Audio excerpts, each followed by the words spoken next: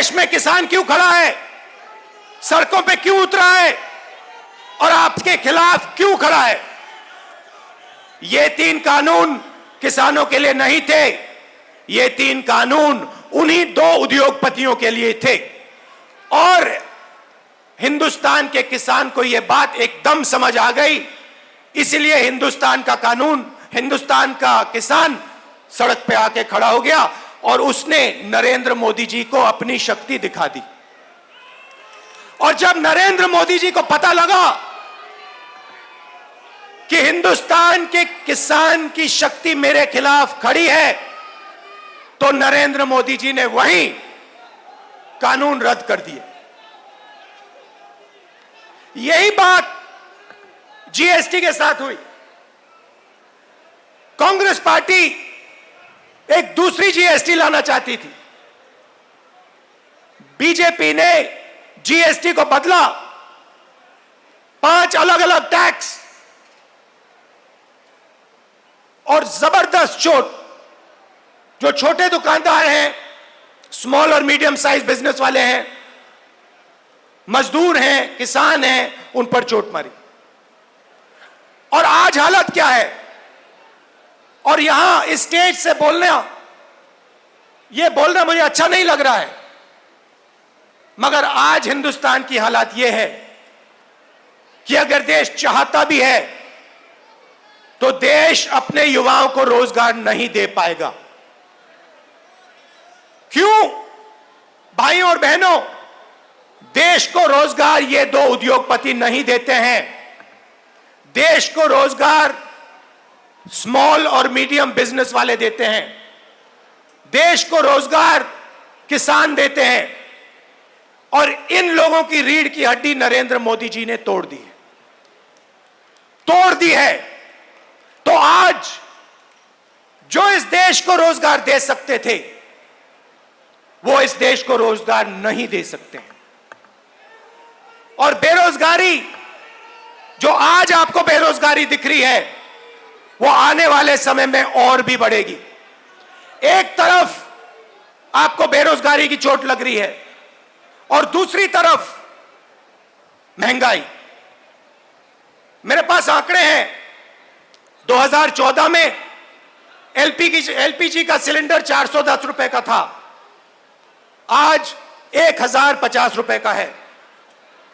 Petrol 70 रुपए litre, आज तकरीबन 100 रुपए लीटर। डीजल 55 रुपए लीटर, आज 90 रुपए लीटर। सरसों का तेल 90 रुपए लीटर, आज 200 रुपए लीटर। दूध 35 रुपए लीटर, आज 60 रुपए लीटर। आटा 22 रुपए लीटर, आज 40 रुपए लीटर केजी। तो एक तरफ आपको बेरोजगारी से चोट लग रही है और दूसरी तरफ जबरदस्त महंगाई। भाइयों और बहनों, हिंदुस्तान ने ऐसी महंगाई कभी नहीं देखी। नरेंद्र मोदी जी कहते थे 70 साल में क्या किया कांग्रेस पार्टी ने? 70 साल में कांग्रेस पार्टी ने इतनी महंगाई हिंदुस्तान को नहीं दिखाई।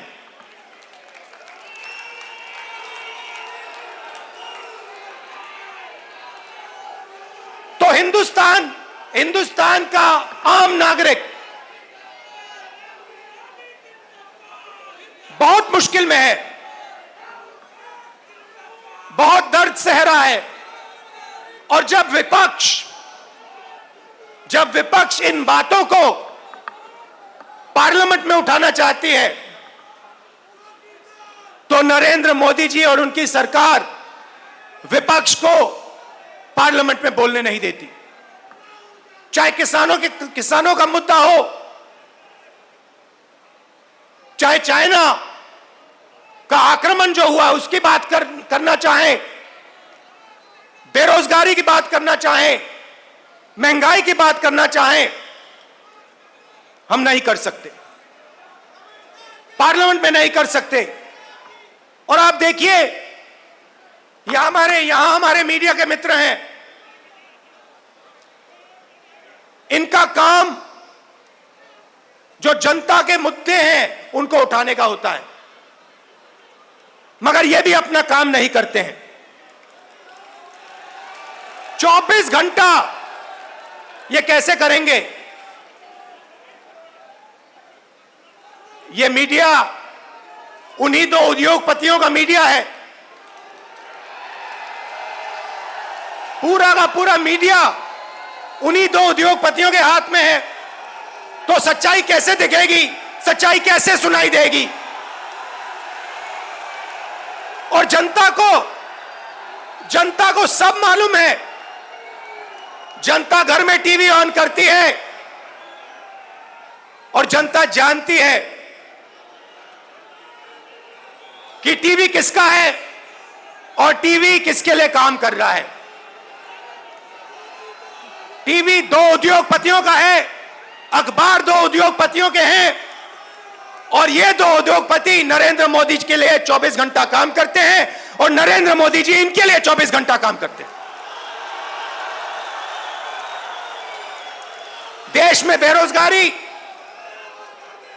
देश में महंगाई और देश का पूरा धन दो उद्योगपतियों के हाथ में।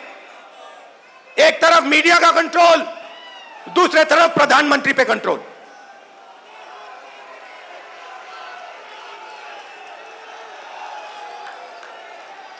अभी किसी ने कहा नरेंद्र मोदी जी प्रधानमंत्री हैं, मगर मैं आपको एक गारंटी दे सकता हूं, नरेंद्र मोदी जी प्रधानमंत्री हैं, मगर उन दो उद्योगपतियों के समर्थन के बिना नरेंद्र मोदी प्रधानमंत्री नहीं हो सकते। मीडिया के समर्थन के बिना नरेंद्र मोदी प्रधानमंत्री नहीं हो सकते। और जो हिंदुस्तान के इंस्टीट्यूशंस हैं, चाहे मीडिया हो, प्रेस हो, चाहे हमारी जुडिशरी हो, चाहे हमारा इलेक्शन कमीशन हो, उन सब पर दबाव है, उन सब पर सरकार आक्रमण कर रही है। तो यात्रा की क्या जरूरत है? यात्रा की यह जरूरत है कि विपक्ष के सामने और कोई रास्ता ही नहीं है, हमें सीधा जनता के बीच में जाना पड़ेगा। मीडिया हमारा नहीं, सांसद में हम बोल नहीं सकते, तो अब कांग्रेस पार्टी और बाकी विपक्ष के पास सिर्फ एक रास्ता है, जनता के बीच में जाकर उनको देश की सच्चाई बताना।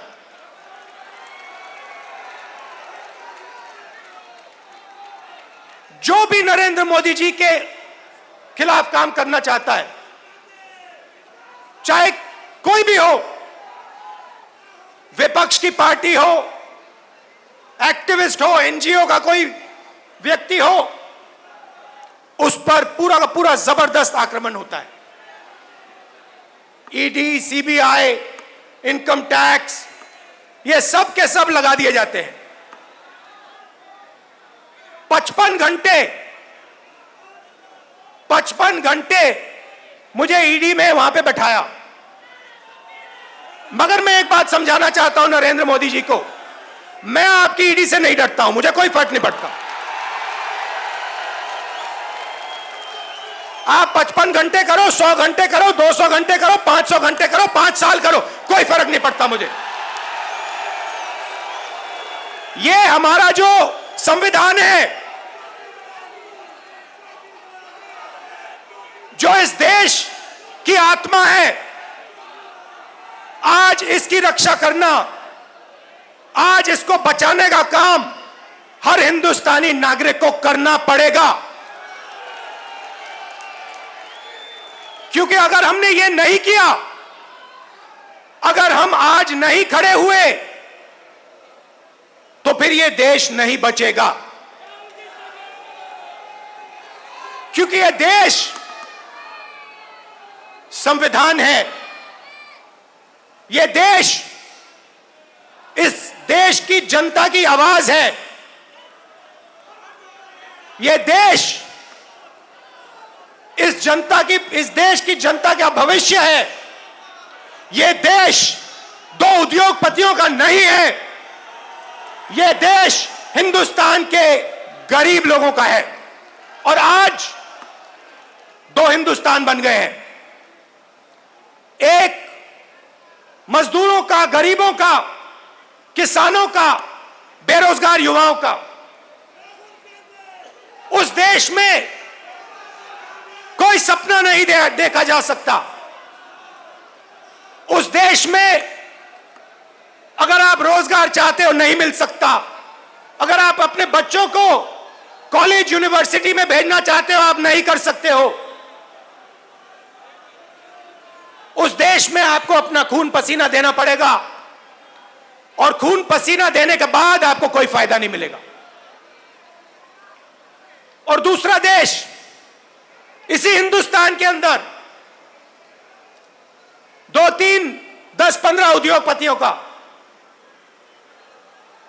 अरबपतियों का, उसमें आप जो भी सपना देखना चाहते हो देख सकते हो। जो भी आप चाहते हो आपको हिंदुस्तान में मिल जाएगा। भाइयों और बहनों, इन दो देशों के बीच में लड़ाई है। नरेंद्र मोदी जी की विचारधारा कहती है कि देश को बांटना है और पूरा का पूरा फायदा चुने हुए लोगों को देना है। दरम्यान आपण पाहतोय काँग्रेसच्या काळात 22 रुपये लिटर पीठ होतं असा अजब दावा राहुल गांधी यांनी केलेला आहे। काँग्रेसच्या काळात 22 रुपये लिटर पीठ होतं असं राहुल गांधी यांनी बोलताना म्हटले। देशातील वाढत्या महागाई विरोधात आज राजधानी दिल्लीमध्ये काँग्रेसच्या वतीनं महारॅलीचं आयोजन करण्यात आलं। तर आम्हाला राहुल गांधी अध्यक्ष हवेत अशा आशयाचे पोस्टर्स आज दिल्लीत झळकलेत। आज दिल्लीमध्ये महागाई विरोधात काँग्रेसच्या मोर्चाचं आयोजन करण्यात आलंय। काँग्रेसच्या या महारॅलीत राहुल गांधी यांनी अध्यक्ष व्हावं यासाठी एक पोस्टर झळकावण्यात येत आहे। येत्या 19 ऑक्टोबरला काँग्रेसच्या अध्यक्षपदाची निवडणूक होणार आहे। काँग्रेसचे अनेक नेते राहुल गांधी यांनी काँग्रेसचं अध्यक्षपद स्वीकारावं म्हणून आग्रह धरतायत। मात्र राहुल गांधी यांनी आपण अध्यक्ष होणार नाही असं वारंवार सांगितलंय।